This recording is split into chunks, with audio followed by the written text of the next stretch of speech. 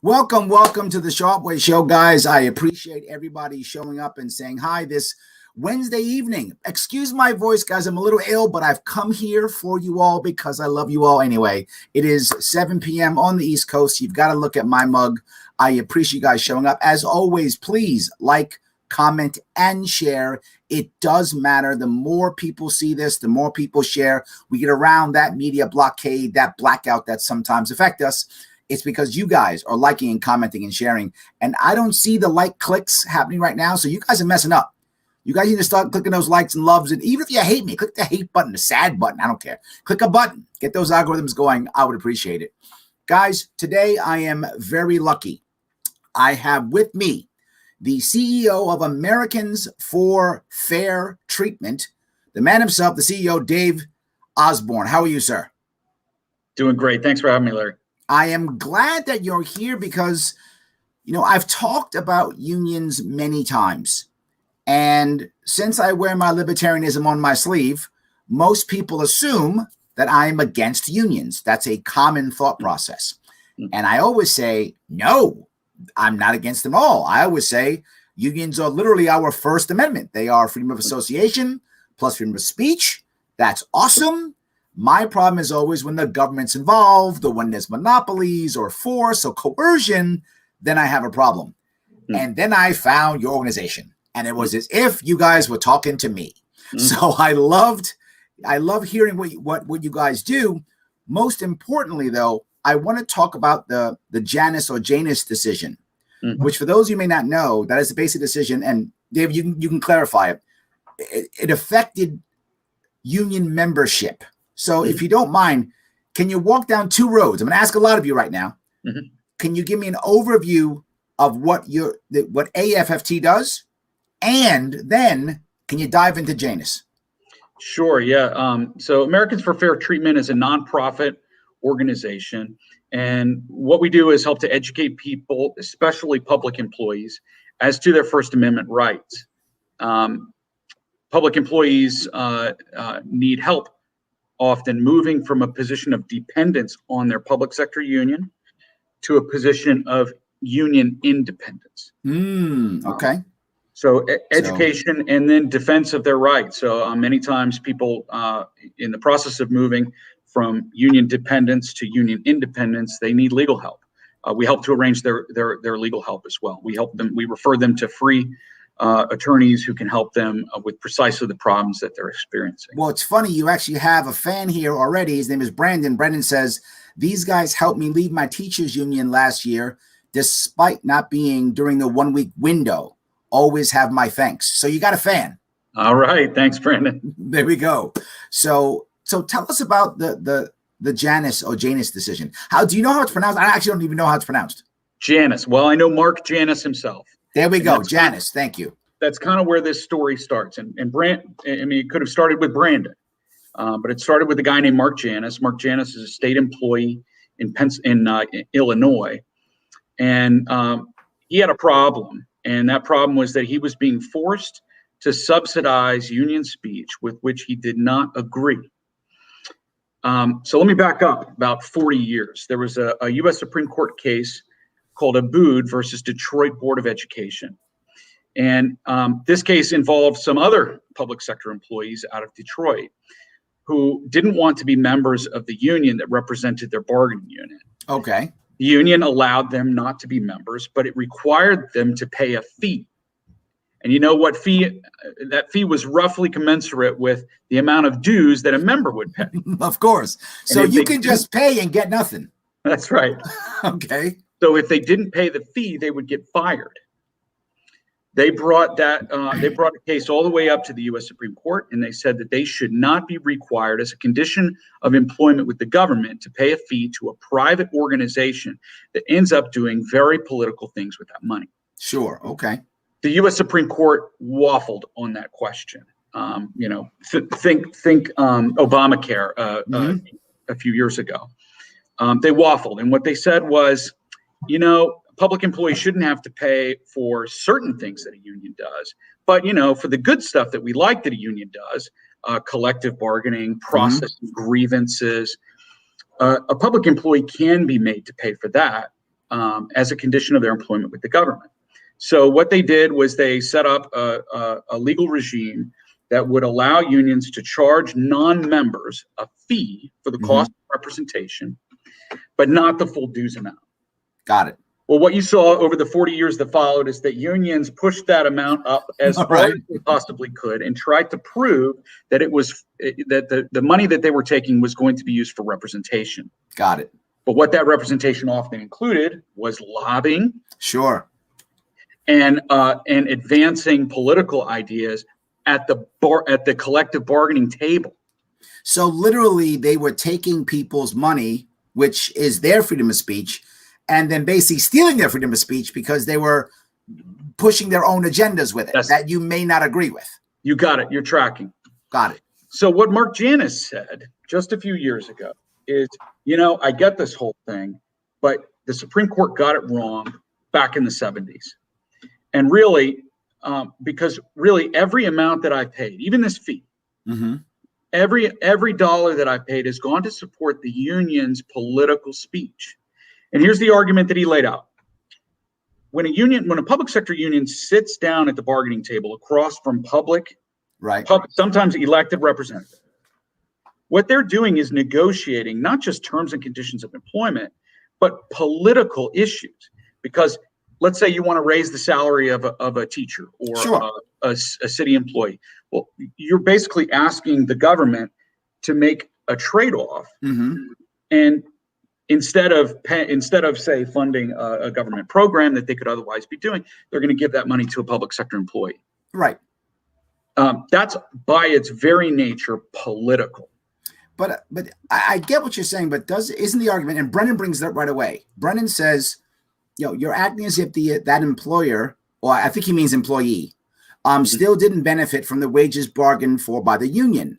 Why stay with the benefits without paying the dues? And I think that's a common issue, right? They're saying, wait a minute, this guy is getting, the union went out there and fought to get X dollars an hour or X benefits or whatever the union fought for. Why does this guy get to benefit if he's not paying the dues? Isn't that the argument? That was the argument.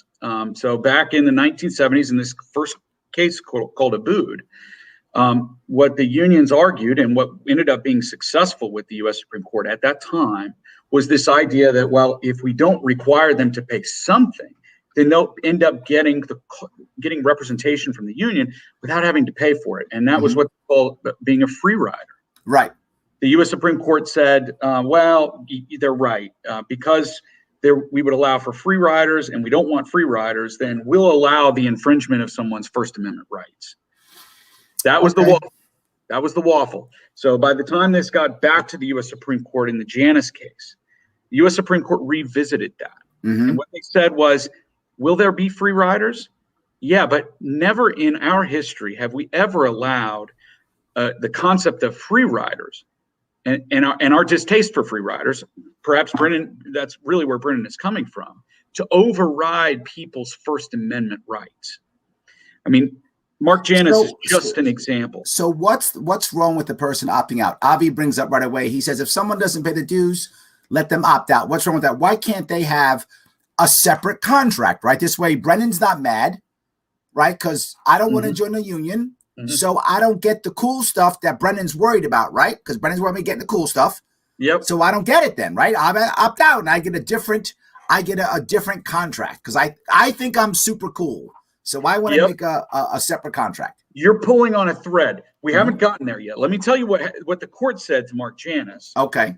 What the U.S. Supreme Court said is, we don't allow a concern like free riders, or the unions used to argue labor peace required people to pay a fee. It was almost like extortion. It'd be a real shame if you didn't pay that fee, What the U.S. Supreme Court said is that Mark Janus could stop paying the union. That this First Amendment right was not to subsidize a union's political speech. Okay. And as of June 2018, when this case was decided, public employees now have a First Amendment right to refuse to pay the union. They become a non-member of the union and they do not pay. Now, the reason I wanted to delay the answer to this question is that the next question is, well, aren't they being represented by the union? And isn't that so? Even if Mark Janus refuses to pay and becomes a non-member, he is still forcibly represented by the union. Okay. That's because when a union represents a group of public employees, they don't do it on a one-off basis. They don't do it. They don't only represent members of the union. They represent all the employees that are in what they call a bargaining unit. Got it. Okay. And this bargaining unit is going to be full of members and some non-members. Yep. The inequity, seemingly, that Brennan is bringing up is that the union ends up representing people who aren't paying the union for representation. Absolutely. There's one union in Illinois that actually got so upset by this that they filed a case to say we shouldn't have to represent those non-members. And there's the opt-out piece that Avi's talking about. And there are actually a number of cases up at the U.S. Supreme Court right now pending. They're on what they call cert petition, seeking the review from the U.S. Supreme Court to resolve that question exactly the same way for public employees like Mark Janus, who do not wish to be represented by the union at all. Mm-hmm. But the problem with exclusive representation is nobody asked them to begin with. The union forcibly represents them, and they do not have a choice in the matter. Right. Craig says, my dad worked for the state DOT. He had to join CSEA and pay dues. He was a Republican. CSEA contributed to Democrats exclusively. This is the problem, right? Well, this is one of the problems, and I don't think it's a Republican and Democrat problem either. I pulled the numbers yesterday for the political contributions that came from the teachers' unions.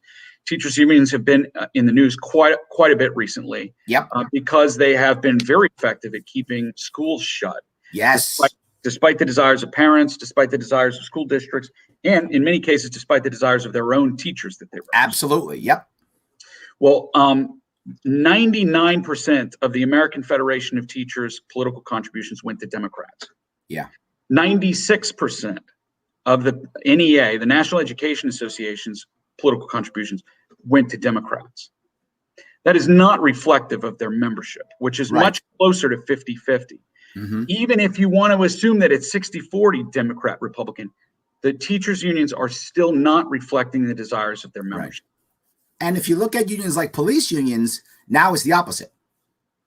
Well, that's true. In a lot of cases, the police unions have come out in favor of Republicans. Yep. When a lot of the police that they're supposed to represent are Democrats. Yeah, you're right. This is not an R versus D. But there is a representation problem, a fundamental problem with the way that the unions are operating. Absolutely. Absolutely. So, I find that especially problematic when it comes to public sector unions. Mm-hmm. And that's because the public sector unions are in a really odd position of being at the bargaining table across from the very people that they're getting elected. Yes. So they're taking money from public employees who are getting paid by the government, and they're using that money to fund candidates who end up sitting across the bargaining table and have the power to hire more people, to pay them more, and to end up increasing the dues amount that the union can take home. That's a terrible cycle. Yes. And it doesn't exist with the private sector. There may be all sorts of problems with private sector unions, but that's not one of them. Yes, absolutely. Shelley says, I was a Teamster on a thruway. Our contract dictated that thruway retirees do not have to pay for health care in retirement because the wording was still that tolls could come off the roads in 1974. When Cuomo demolished the Tappan Zee Bridge, he voided our contract through the Teamsters as a condition of the Teamsters getting the contract for the new bridge. Now we have to pay a portion of our healthcare insurance premiums. I know we had a sweet deal because of the government incompetence and lying to and she doesn't finish, but lying. So happens all the time. The unions have an almost impossible task of representing everyone in the bargaining unit. So we were talking about exclusive representation. The unions advocated for exclusive representation. They want it. It gives them all the power in the world. They basically have a monopoly over the workers. Yes. But one of the problems that comes with that, and one of the inequities for public employees, is that the union can't properly represent everybody. Of course. Let me give you an example. So as a lawyer, I represented some workers in Erie, Pennsylvania. Okay. These were workers at a water authority for a city. and they their union negotiated with their employer over a new contract, and the employer put two options on the table when they made an offer. They said, one, you could take higher salary for the existing employees. We could get this new healthcare benefit your employees always wanted, but we're going to move the employees off of the new pension, the new employees who have yet to sign on, onto it, off of the pension plan and onto a defined contribution plan. Probably a good move for the city.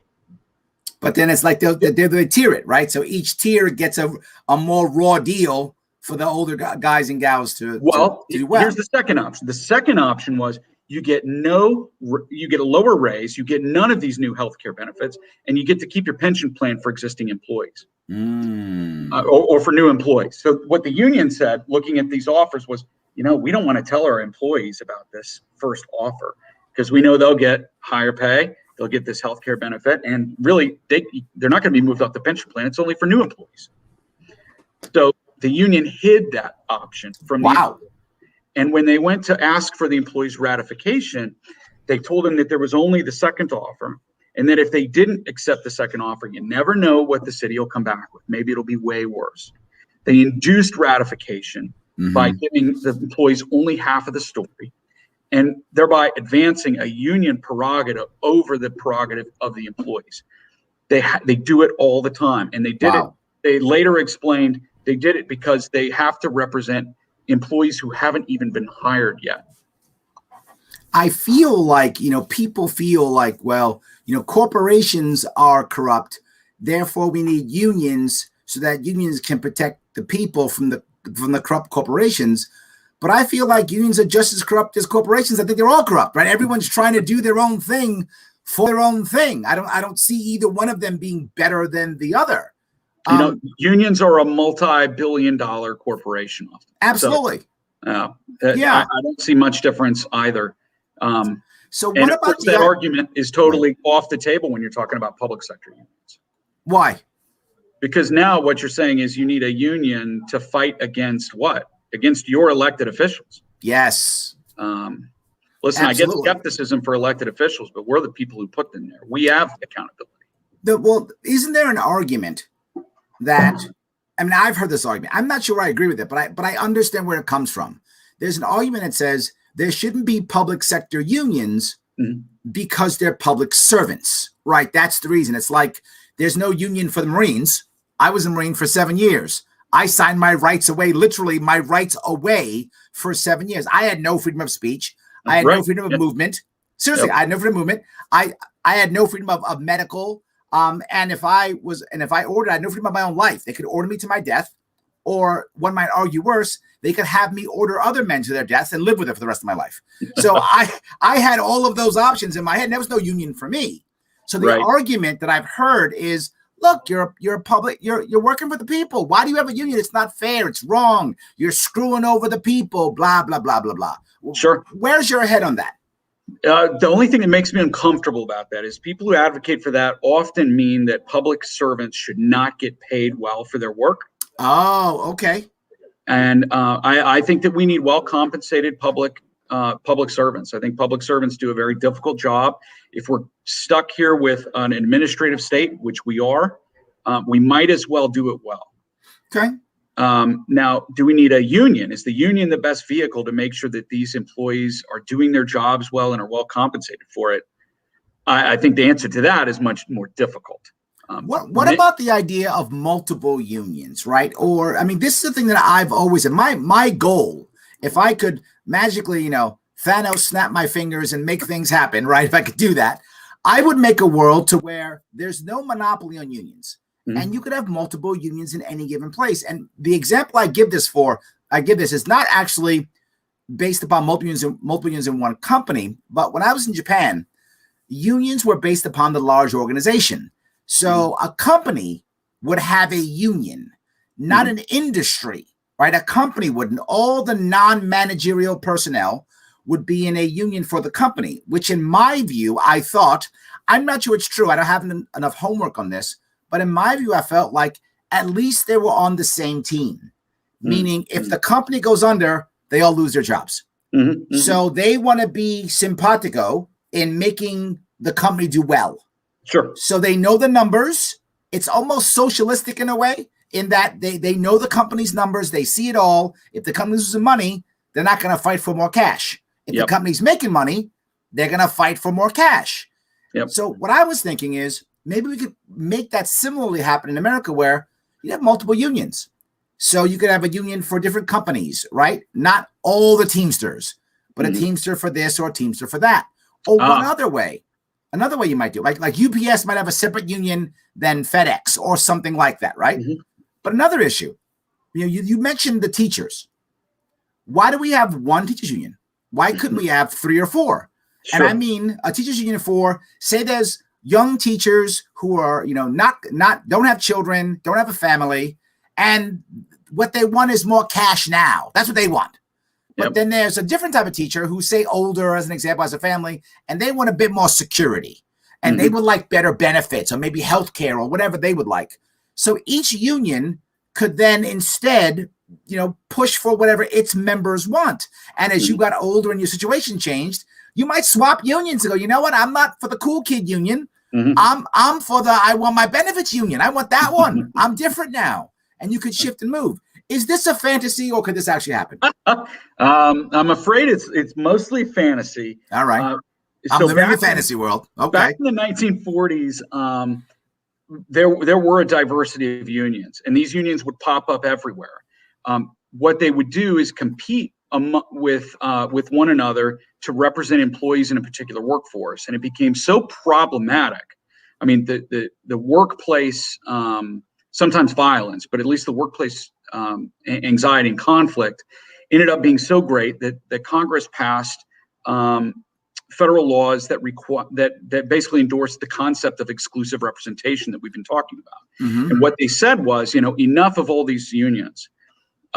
Once there's a union for a particular bargaining unit, there's only one union for that bargaining unit. And if the one union for one bargaining unit. Yeah. So once you've selected one, you're pretty much stuck with it. And I say that because even though you can remove them, it's a very complicated legal process, and the unions can easily oppose it. So you rarely see someone kick their union out. It's called decertification. I've helped some employees do that. Even some private sector employees, I've helped to do that kind of thing. It's very difficult. And the union, of course, is a professional organizer. So when you're going up against the union on their own turf, you're going to have a very difficult time. So what has to happen legally for my utopian fantasy world to come into play? What has to happen to where we could have in New York State, say, I don't know, I'm making this up, 3 unions. A union that's for, people who just want to be part-time, teachers, and all they really want to do is substitute work. They're retirees, maybe they want that. And then a separate union for the brand new teacher who's excited and they don't have a family. And then the union for the people who've been around the block 10, 20 years and kind of want to be more stable. What has to happen legally for that to be real? Well, I'll tell you, this is one way that it could happen. I told you about some pending U.S. Supreme Court cases that where employees are seeking to undo exclusive representation in its entirety. I think it's very unlikely to happen anytime soon, but that is one way that one could roll back the clock to the 1940s. Now, would it be a good thing to have multiple unions fighting over employees? I think any competition would be helpful right now. That's what I think too. See, I thought maybe I was nuts because the problem that I have right now, and most people do who are non-union members, the image of unions are terrible if you're not in a union. In fact, maybe if you are in a union for some people, but the image is terrible. The image is unions just protect the lazy guys who don't want to work, and everyone's scamming and nobody's working, and there's 4 guys leaning on a shovel and 1 guy's digging, right? That's the image of the unions. But there is some truth to that, not the lazy part, but the part that unions spend 90% of their time supporting bad apples and 10% supporting the good apples. And if you had competition, unions would have to spend more time supporting good apples because the good apples would leave. That's right. Yeah, that may be the number 2 complaint that we get from public employees we work with. The first one being that the union gets over involved politically and ends up not representing them. The second thing is that there are bad apples, and the union spends an inordinate amount of time, resources, and dues money to protect them. They take them all the way from the grievance level into costly arbitration. Yes. And yet these folks, when they end up back on the job, become such a burden to the employees. Yes. That it makes their jobs more difficult, and of course, it drives up the cost of government. And the issue that I deal with is I do a lot of training, right? Well, I'm sorry, before my governor, His Majesty King Andrew Cuomo II, all hail a king, before my governor deemed me to be non-essential, I used to do lots of training, particularly with, believe it or not, city organizations, city agencies. And complaints I got constantly was, when we have a bad apple, we can't get rid of them. Yeah. And it wasn't they didn't like their union. They hated that aspect of their union. Like, this, good employees don't like the bad employee. Right. He or she makes them all look bad. So they want to get rid of that employee too. Yep. And they would say when they would go to the union, this is what they're feeling. This is me and hearsay. So take that for whatever you want to, whatever value you want to give it. This is people telling me, usually on the side, but sometimes publicly in front of the entire class, when I need help from the union, this is something small, and they almost, it's hard to get attention when I have a small issue I want to repair. But if I, smack my coworker, there they are, right? If I'm the guy who smacks my coworker, the union's there to protect me. But I'm the guy who needs a little bit of help on his insurance, and I can't get a call back. Yeah. That is what I heard a lot. And I think if we had competitive unions, there'd be a lot more unions helping the person who needs help with their health care versus, trying to keep a guy who literally punches his coworkers. Right. Well, so the unions are part of that problem. You're definitely right. I'll tell you something that's probably not a surprise to you. The government is also a problem. Yes. When a public employee needs to be fired, there's rarely a good government official who's willing to stand up, to cross the union, and to undergo the time and expense that it takes to fire somebody the right way. Right. So that's also a major problem, and something that both the union and the employer have an interest in hiding from the public. Yes, I saw it constantly. That was a frustration that the average employee had. Like, this guy's terrible. And some of them actually felt afraid. There were people who were physical. I wasn't making it up when I said slap your coworker. Like, that happens. And then that person would stay. Well, a friend of mine who's a former union official said that, many of the other union officials around him made it a condition of doing a settlement with the government that they expunge the records of the employees that are involved. And when we're talking about cops in particular, yep, what you're talking about is expunging the record of a cop who did something terrible that should disqualify him from his job. But the employer and the union conspired to expunge the record and to hide it from the public. Absolutely. Guys, for those of you who want more information on what David's organization is all about, please head over to americansforfairtreatment.org. Check it out. See what they're doing. They got a couple cool videos on there too. So there's some good stuff for you to look at. And if you think you're in that world or you can help out or anything like that, please check them out. They're doing a lot of good work. And of course, please like, comment, and share. As always, I bug you, but I'm going to keep bugging you. Let me move on to the next piece that I think is, a little concerning, is if we actually go to the world where we begin to, I guess, break up unions in any way, shape, or form, whatever that way is. And I'm not about breaking up unions. I'm about breaking up monopoly. Yep. Is there a worry that the individuals will be weaker, right? That if we have multiple unions, too many people will be left behind, right? That there'll be, people who are weaker and who won't be able to be helped. And is the carnage worse, I guess, right? Is the carnage worse if we go through the making a better union environment in theory overall? Is the carnage worse? Like, is it going to hurt others? In my view, I feel like there are going to be people like me who would negotiate a higher salary. Right? I'd have a higher salary than the rest because that's how I'm good at negotiating. Is what I do for a living. I'd be good at that. I'd get a good salary. Others might not. And then if someone doesn't know any better, does that make either people who have less of an education or less savvy in the business world? Does it put them at a disadvantage? Well, what you're talking about is something that was explored by the U.S. Supreme Court back in the 40s when some of these major changes for unions came into place. And Justice Jackson endorsed the idea of exclusive representation, and he explained and acknowledged that what that means is it doesn't matter how bad you are at your job, it doesn't matter how good you are at the job. What the union ends up doing is taking the mean and negotiating for that. So if you do a great job, all you can do is add an outlier to the mean. Yes. Right? On balance, I think it hurts the overachievers and it rewards the underachievers. Would there be some trade-off when it comes to, will the underachievers get less than what they're currently getting now? In all likelihood, yeah. If we are all judged on our own merit, there is some trade-off that happens. Right. There. But I think for the overperformers, for those who really are interested in making a difference with their work, they've got a lot more opportunity. I have a concern, which is kind of off topic, and if you don't have an opinion on it, no worries. But I'm seeing, as I look at our economy, the hourly worker is less and less valuable. Right? The person who just says, I give my labor for X dollars.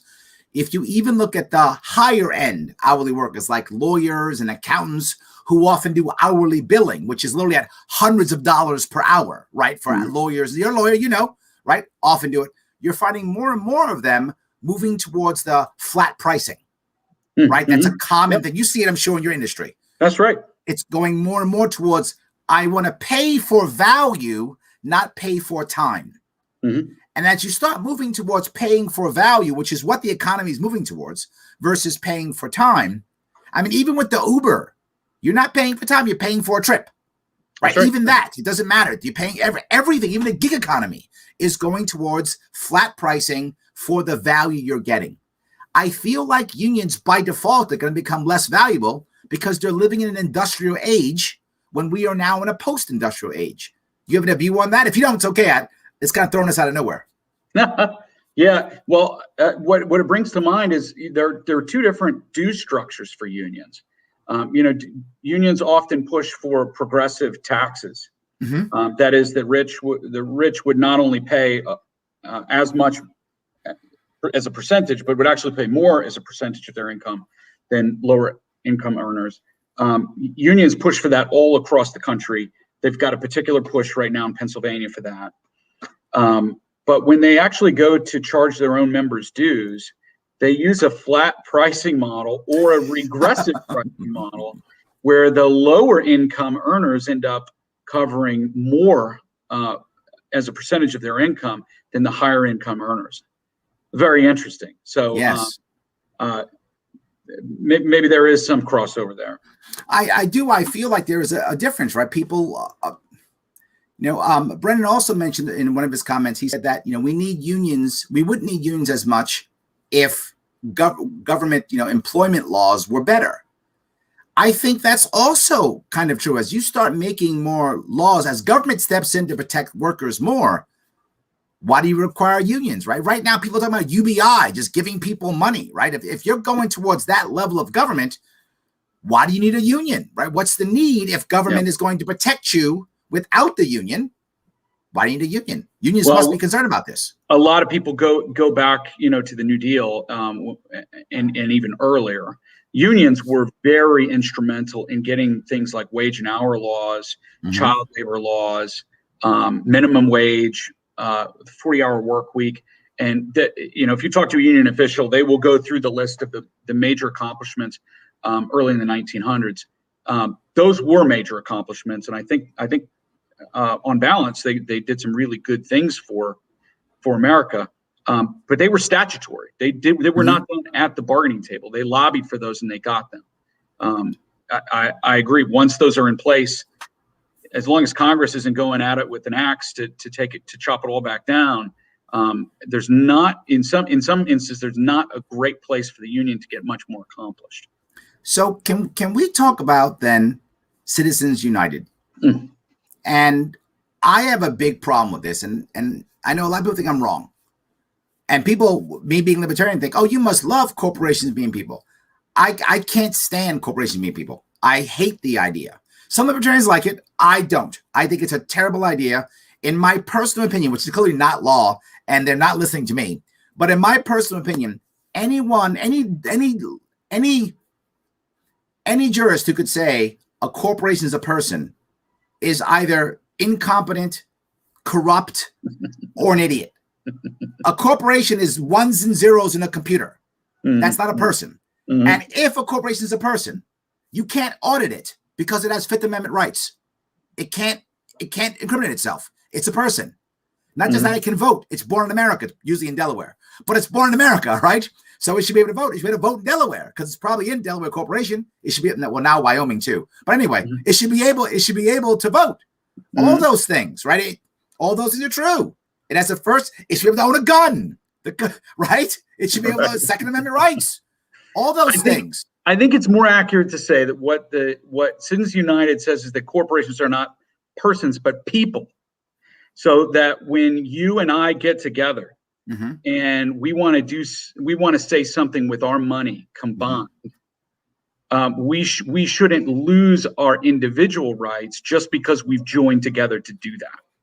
So that's how I would defend Citizens United. Sure. Now, I think there are limits to Citizens United. One of those limits that I would propose is that public sector unions not be protected by Citizens United. Okay. So, interestingly, in Citizens United, there was a corporation. But how do you see that difference between public and private in this case? I want to be clear on why is there a difference? Yeah, well, Citizens United, strictly speaking, involved a corporation as a party, didn't involve a union. Okay. But they went out of their way in Citizens United to make sure that it applied to both corporations and to unions. Perhaps on the theory that you were talking about earlier, that if we're going to give a leg up to corporations, we better give it to unions too, right? Because these are two competing interests in America. Whatever. What they didn't say was private sector or public sector. I think the difference between private and public sector is kind of what we've been talking about. When you allow a public sector union to speak on issues of public importance, they're using dues money that's collected from individuals, some of whom have no choice but to pay those dues. Many people have been tricked into paying a union. Many have been not allowed to leave their union, even though they've tried. Ben, who left you a message earlier, is an example of that. He was not allowed to leave his union. Yet we allow public sector unions to benefit from Citizens United as well, and to use their collective voice, made up again of dollars that were taken from public sector employees, and to use that money to speak and to support candidates who end up across the bargaining table from them. Yes. Bargaining over precisely the same issues that prompted them to speak out in the first place. Right. It's a terrible cycle. It's probably more akin to when we talk about state contractors. For a long time, if you do business with the state, it's much like when you became a soldier. A Marine, not a soldier. A Marine. You just insulted me. I'm kidding. You waive certain rights. Yes. Well, state contractors do the same thing. I used to represent state contractors sometimes. They waive a lot of their rights. Public sector unions should be treated like that. There are certain corporations that shouldn't be allowed because it looks like quid pro quo. Right. Just as Citizens United noted. It looks like quid pro quo. Certain public sector unions, just like those private contractors, should not be allowed to speak using the money that they've collected from public sector employees. I like that distinction. That's actually clear to me. I get that. Yeah. Michael says, as a financial advisor, if I did what the unions did involving investment options, I would lose my license, get fined and fired. So yeah, I get what he's saying. You're kind of on the same team, negotiating the same pot of money. It's tough there. I agree. He's either saying that or he's talking about some of the terrible decisions that they made with respect to public pensions. Oh, yes, that too. Absolutely. Yeah. Yes, absolutely. It's funny you bring up that piece, right? When I ran for governor, one of the things I talked about was New York State's pension bomb. And it's going to go off eventually. I had predicted in about 10 to 15 years back in 2018. Now with COVID, it's more like 5 or 7 years. Because it was back then, it was, I think, 15% of our budget and rising, and our budget was rising, and our population is dwindling. Right. So that's a recipe for the destruction. So I was talking actually about negotiating it out, right, over the next 4 years, negotiating it over time. And once a couple unions would agree, others would begin to follow. It would take time to negotiate it out to where it's out of our budget. And the amount of pushback I got from people who weren't even union workers, I couldn't believe the pushback that I got. They were like, Larry, it's in the Constitution. They have to pay it. And I was like, when there's no money, you don't get paid, Constitution or not. Well, and that's what happens, Larry. I mean, yes. You can advocate for these grand principles on public pensions, but when you run out of money, everybody gets a small portion of what they should have gotten in the first place. Yes. And that was always my worry. So that's another issue that we deal with. The public sector pensions, like the private sector has already gotten out of the pension game, right? They bailed in a pension, what, 80s, 90s? They bailed in the pension game? Here's a secret too. A lot of, public sector unions have their own employees. They have to run the union. Yeah. These are professional organizers. They're moving those people off of defined benefit pension plans too. Yep. Absolutely. They know you can't be in a pension game, right? It doesn't make any sense. Yeah, absolutely. It's terrible. So I have a Marine joke. The Marines didn't accept the 2-week notice my roommate and I put in. Granted, it was written in crayon or a napkin. Yeah. And then afterwards, you ate the crayon. The green ones are the tastiest. But in any case, just so you know that's absolutely true. Good Marine joke. I always can appreciate a good Marine joke. So Matt says, I worked for years for a county government in Pennsylvania and was not well compensated. And we tried unionizing. We basically got veiled threats from our employers. Is that a common thing? I wouldn't say it's common. Most public employers would be very worried. That is what they call an unfair labor practice. And unions know how to file unfair labor practice charges when an employer makes veiled threats. That is something they're not supposed to do. What they're allowed to do in the event of a unionization attempt like that is to share truthful information with employees. Got it. I always have worried that if you have a union forced on employers, that there's going to be, just because human nature, there's going to be negative blowback. Like they're going to want to punish you. It's just how I feel, right? Even though I know legally they can't, I'm aware that legally they cannot. I feel like, I don't have a company to where anyone could want to unionize, right? But assuming I did, and my people unionize, and I would say, like, am I not treating you good? I would feel bad. I would feel almost betrayed. I would feel like, wow, what happened? Sure. Is that a common thing? Do you know? Well, it is. And it leads to a dynamic that's hard to reverse.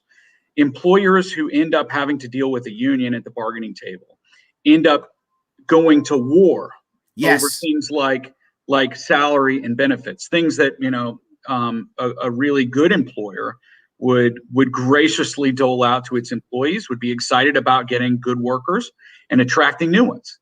But when they are dealing with a union, it's a war.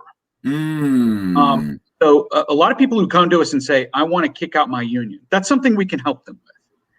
But they're afraid, well, what happens when I kick out my union?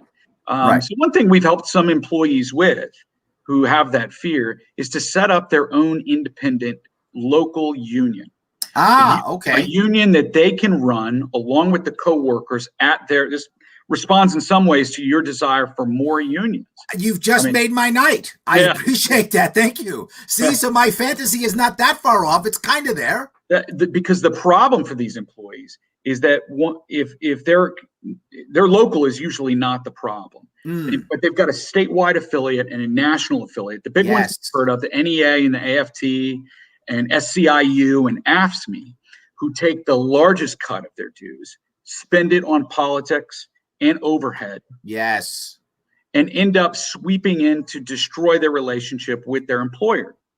The guys on the ground, the local, they really know what's going on. But in order to break that relationship with the state and the national affiliates, you got to hit the reset button. You've got to start your own thing from scratch. One exception to that. I once represented in my work with the Fairness Center. It's a nonprofit public interest law firm. Doesn't charge a fee to its clients. They operate in Pennsylvania, New York, and Connecticut. We helped the local firefighters union disaffiliate from its statewide union and run its own books and stop paying dues to the statewide. The statewide, of course, was more politically active. Sure. And wasn't that helpful when it came to actually negotiating terms and conditions of employment with the employer. So we helped the local take away and continue its relationship with its employer unfettered by the statewide union. Something we can help with as well. That's close to what James just asked. James says, are we allowed to create internal worker cooperatives, like a workers' council, like a not quite union, but a way for the workers to join forces to negotiate with the employer? Is that kind of what you did? I feel like it's similar to what you just said, or am I off? So we in both instances, whether we would create a local only union or we would help a local union disaffiliate from its parent affiliates, we're talking about a union. This is a real live union. A workers' council is something that some states have tried, especially with public employees, because they don't want the unions, but they do really desire input from the employees. That's something that's possible. It's something that you can even do on an ad hoc basis. If you, a lot of colleges, for instance, professors are pretty sophisticated employees, and a lot of the colleges really want to hear from the professors as to how to run the college. So they have something kind of like that. They'll have regular meetings with the employees. The employees can appoint different people that they feel like would speak best for the group, and that thing it works. It works. So it does work. Okay, I like that. Good. Joe says the MTA has 3 or 4 different unions, but that's all from all the buyouts. I think he means from buying out different pieces of the MTA. I think that's what he means from that. Oh, well, that's when you talk about having multiple unions and more competition, it's something that happens a lot. That the AFL-CIO is typically the parent for a lot of these organizations, way up the chain.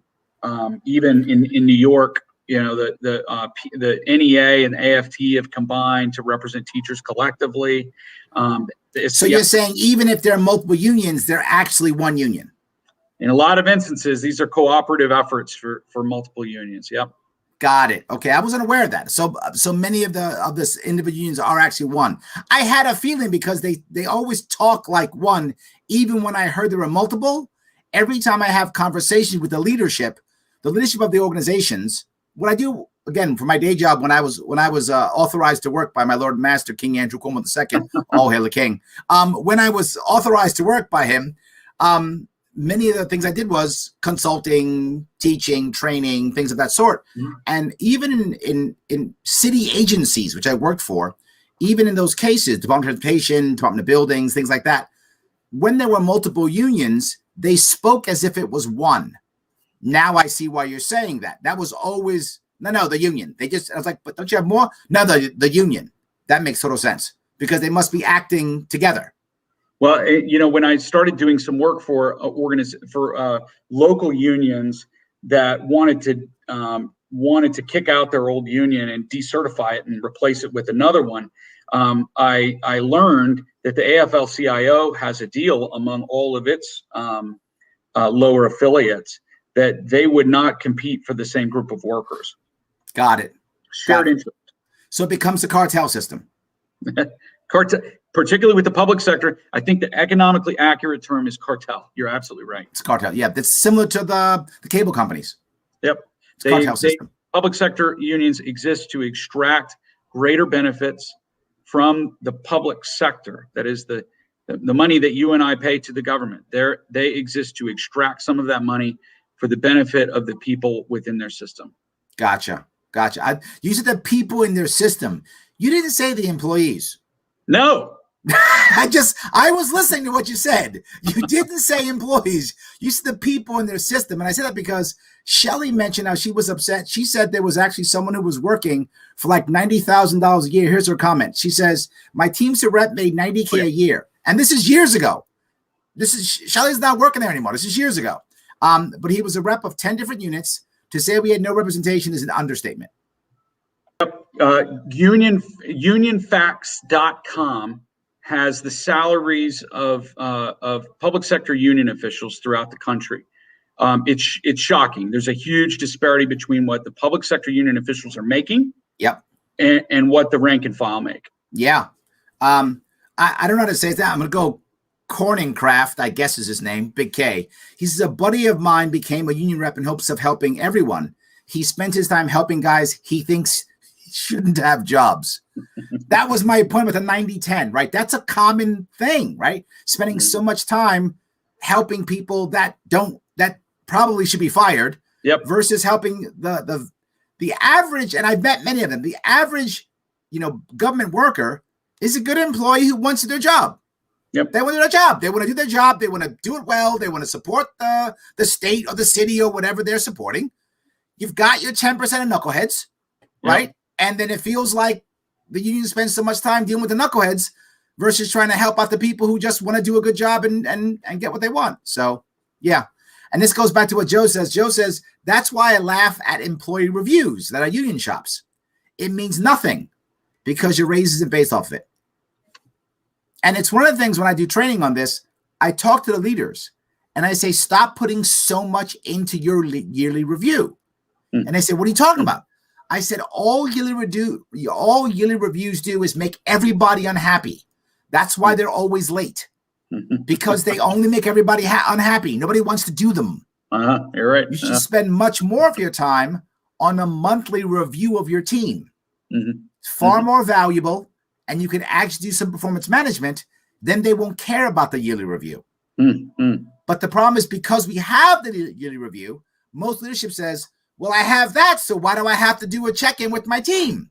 And what Joe says is what happens. You're getting your raise anyway. Who cares? It doesn't matter. It's very difficult. So, but Michael has a different view. Michael says, I'm in a trades union. In my local, if you don't pull your weight, you'll be the first to get laid off. Non-union workers in my trade do not even come close to the same wages, benefits, and retirement. So I think Michael's a big union fan. He thinks it's working really well for him. That's great. Trade unions are different from public sector. I have to draw that line again.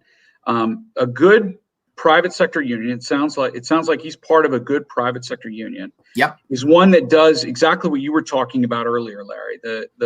It's a union that is working with the employer. Yes. To make sure that people are paid correctly, but that they're not paid so high that they're pricing the goods that the employer is making out of the market. Because if that happens, everybody's out of the job. Right. Absolutely. Yes. So yeah, I do see a big difference in public sector and private sector, and I agree. But isn't it true that most union workers now are public sector union workers? Oh, absolutely. Yeah, the percentage of private sector union represented workers is down to something like 7% of the private sector workforce. The public sector is far higher. I'm not up to date on the number, but nationally, but in Pennsylvania it's around 50%. In New York, it's more like 90%. Yes, I know. New York's huge. It's close to 99%. So the union has seen its greatest gains recently when it comes to representing public sector workers, not private sector. Absolutely. And I know everyone was always telling me, Larry, when you run for governor, how are you going to get the unions? I'm like, I won't get the union reps, but can I get the actual union members? Yeah. And that's what actually happened. Just an interesting story. I actually went to the teachers union when I ran for governor, and they had an actual, meeting where they wanted to decide who to endorse for governor. And I literally went there. Physically, I went there. And I said, can you guys talk to me? And they're like, why? Because you're going to be deciding who you're going to endorse. So can I talk to you? And they were like, well, why? So, I know you're not going to endorse me. I get it. But at least let me talk to you at least? Give me a shot. Maybe I got a lottery shot of saying something magical, you endorse me. They wouldn't even talk to me. Yep. And the funny part is teachers actually liked me and liked my plan. And when I met teachers, they were like, oh, yeah, Larry, I'll vote for you. Absolutely. But the unions wouldn't even talk to me. Yeah. Well, I know why. I told you the chief complaint that we get from public employees who are looking to leave their unions is that their unions are over involved politically and use their dues money for politics that they don't agree with. Not all of those are Republicans. Yeah. What created a great stir among the teachers unions and among the firefighter unions over the past few years is their endorsement of candidates without even asking the rank and file what they thought. Absolutely. And so they picked, for instance, Hillary Clinton over Bernie Sanders. Mm-hmm. They picked Joe Biden over Bernie Sanders. Yep. Absolutely. These were decisions that perhaps some public employees actually agreed with, but they resented not being asked. Yeah, I mean, that's the thing. You were talking about the pandemic response, and I know a lot of teachers who would rather be in the classroom, mm-hmm. right? Who want to be in the classroom. And if I had to guess, I have no data on this. This is just my feeling only. Take it for whatever value you want to take it. I feel like most teachers would rather be in school right now. That's mm-hmm. my gut feeling from the people that I know, whatever value that is. But a chunk of them do, that's for sure. I don't think the union reps care at all. Like, I don't think they care at all. They've decided that in certain areas you're not open to school, particularly in New York City. Mm-hmm. Just no. Mm-hmm. And they're fighting everything, even though it's clear that at least schools aren't, particularly the younger ones, they're not super spreaders. They're just not. That's right. Yeah, they're not super spreaders. They're just not that. So I don't know. Does this mean that you believe, just your opinion, will the pandemic in any way put pressure on unions to be more responsive? Will it put pressure, or doesn't matter, same as always? It is putting pressure on unions, teachers unions in particular. And the reason I say that is that the teachers unions came out when schools were looking to reopen. They came out the same way that they always do, looking for more. So they said, the school districts would say, what do you want? We'll open, we'll have everybody wear masks. Teachers can stay home if they want to. There's a new FMLA amendment that would allow some teachers who have been affected, particularly by COVID or who are vulnerable, to stay home for a very long time and get paid. What else do you want? And the teachers unions would say, well, we want higher pay for the teachers. We want you to take care of the asbestos in the ceiling. We want you to take care of, I'm using words that have been used by teachers unions across the country. We want you to fix the inequity. What inequity? The existing inequity, not just in the school system, but across the country. We want you to move to a higher minimum wage, $15 an hour. They're pushing for all sorts of things that had nothing to do with education or with creating a safe and sanitary environment for students or for teachers. And what a lot of parents have only recently learned is that they would go to the school district. The school district would tell them that they want to reopen too. But when they go to a school district board meeting, what they find is that the union is far more powerful. Oh, I see. The students, the parents, the school district combined. So, yeah, I think they overplayed their hand. Mm-hmm. And that a lot of people are coming to realize that the teachers unions have teachers in their best, don't have the students in education in their best interests. There we go. Well, guys, speaking of the pandemic, if you want to do me a favor, you can support my sponsor. My sponsor is theadvocates.org. Head on over, take the pandemic survey. Please do that. It's important. Theadvocates.org. There's that link right there in the description. Or click the link right there you see, or click on the description. Take it. It's about 3 to 5 minutes. Take that survey. What do you think about mask mandates? What do you think about the idea of lockdowns? What do you think about the idea of vaccines? What do you think about those things? Let people know. And once you finish it, 3 to 5 minutes, finish it, then share it. Do that. It's free, guys. It's totally free. My sponsors love it. I love it. Awesome. If you say, Larry, I don't have time. Okay, no worries. Do you have money? Because if you got money, you just give me the money straight. I'm totally happy to do that. Head over to patreon.com/Sharpe Way. Throw me some money at Patreon. $10 a month is good. How else can I keep doing this look? I'm sick. Hear my voice? And I'm still here today for you. So throw me $10 a month so I can keep this going on. If you got big dollars, if your Biden bucks are coming in, I hope your Biden bucks are coming in. Throw me $25 a month because you got the Biden bucks now. I'd love that to happen if it's at all possible. I would appreciate it. Let me, a couple of quick things. Paula says, unions loved Hillary. I think that's true. I think they did. Absolutely. So Jennifer says, my union was giving away Joe Biden signs, and I asked for a Joe Jorgensen sign, and they didn't give me one. Yeah, I'm not surprised, Jennifer. I'm not surprised at all. So, David, is there anything that we should go over that I might have missed? Something that you want to bring up before we wrap this up? I'd like to make sure your listeners know where to go and how we might be able to help them. Look, we are in the business of helping public employees move from a position of union dependence to a place of union independence. A lot of times that looks like helping people resign their union membership and get out. Sometimes it looks like replacing their union entirely with a local only union like we were talking about. Mm-hmm.